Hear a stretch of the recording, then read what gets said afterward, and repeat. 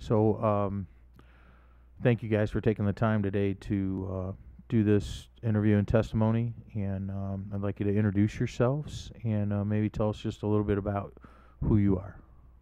All right, I'm Chad. I'm from Lebanon. I'm 18 years old. I've been to DOC, or I had a problem with drugs, and a little bit back ago before I went to DOC, I really didn't believe in God. I just kind of had a hard life right there. But other than that, Zach? All right, my name is Zach. I'm 17. I'm from. I went to YOC, which is a detention center, 5 times, and then I finally went to DOC. I have a big drug problem. I'm a recovering addict. That's pretty much it. Good. Okay, guys, can you tell us, some of maybe the things in?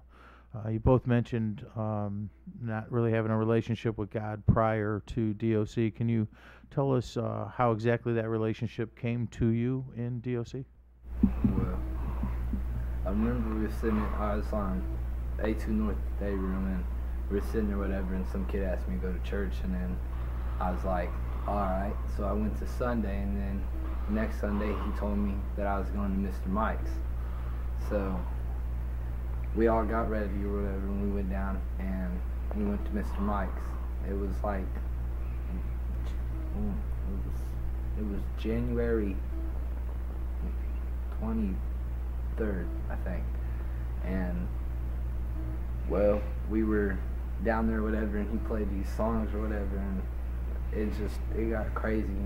I mean, you could really tell or whatever, and I guess I went back to the day room, and I just literally sat there and I just opened up the Bible, and that's when it started. Zach? Alright, well, I was sitting on A1 North, like February 25th, and this one kid was like, "You trying to go to church?" And I was like, "No, I can't go."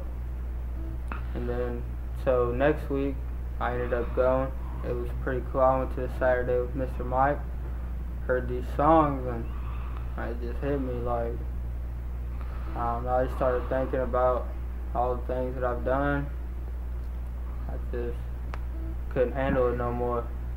It just hit me hard. And then I went every week, and I'm still going to church now, and I'm out. So. Can you tell us just, what exactly you keep referring to it as Mr. Mike? Obviously, Mr. Mike came in to represent God, and can you tell us, how that affected, how it affected you personally? I can remember a lot of energy while you were there. I can remember seeing both of you in some moments in tears where God had tore down some walls. Tell us a little bit about that experience when God kind of just stepped in, in this hard place and softened hearts. All right. Well, it was really your wife, Michelle. Awesome. She's got like an amazing power to her to make you want to just start jumping around. So honestly, when she starts coming in there screaming "Warriors for Christ" and that we're her sons or whatever, and like, it's crazy. Awesome. Zach? It's pretty much the same as his. I mean, I went in there for like the second or third time, and she started praying over me, talking to me, and I don't know, I started busting down crying. God, he really softened my heart a lot, and I've become stronger because of that. So have both of you given your life to Christ? Yep. We did it in there with you. Awesome. And can you tell me, just remember back for a minute, what was your favorite lesson with Mr. and Mrs. Mike? This is easy. Well, when you keep forgiveness, if you don't have forgiveness, then you can't be forgiven. So if you keep taking in what everybody says, it's like putting it into a file. And then when you're setting a file in front of you, and then when you're trying to go and move past and forgive, but you're not forgiving, you know what I'm saying? You keep hitting the file. That was my favorite lesson. Awesome. mine was when we did our own little teaching when we got into them groups. We did love.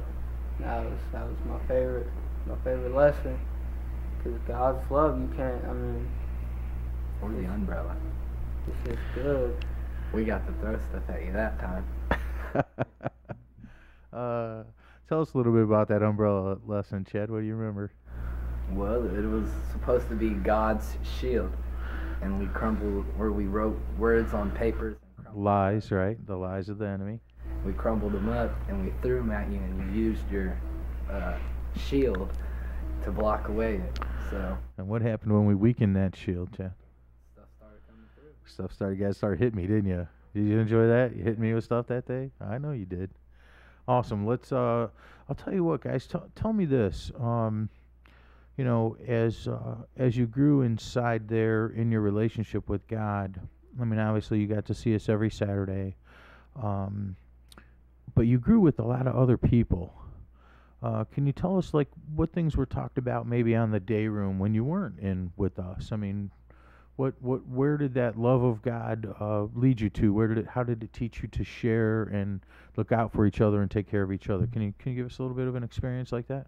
Like, it taught me, like, not to just go up there and, I mean, because people up there, you know, it's the best, you know, whatever, so people just want to talk smack, and why would you do that? Why? You don't want to do that. You got to take the golden rule, you know, do unto others as you want done to yourself, and you got to take patience, and you got to, I mean, just all kinds of things. We talk about not judging each other. We talk about doing what's right, you know, like ARC, a random act of kindness, all kinds of things. Good, Zach? I learned not to be greedy up there. Like, I learned to share my soap, buy people soap when they didn't have none, and when they needed some, I'd be like, I'll get you some. And I just shared all my stuff. Like, I learned to trust some people because they was always with me, and I just opened up with them a whole lot more too. It kind of became our family, honestly. Awesome. Big family up there. Now, do you feel like God was the head of that family at that point? Yeah. I'm gonna have to think about that. That's awesome. Good. One more question, I think, really.